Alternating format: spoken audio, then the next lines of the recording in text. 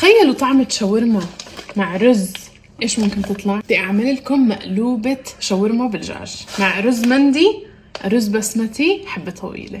أول إشي رح أبلش فيه نقع الرز، وما إلكم لهاي الوصفة إلا رز مندي، بتركه على جنب وبكون جايبة الدجاج مقطع زي الشاورما، بنقعه بالنقعة تبعته لبن مع البهارات المذكورة بالكابشن وملح وزيت زيتون.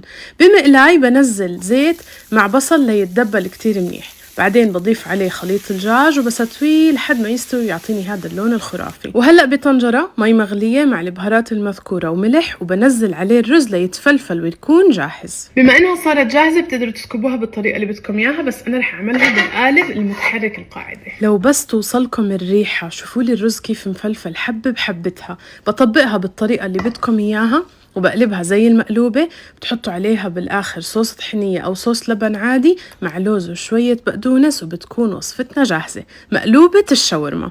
جربوها ورح تدعولي.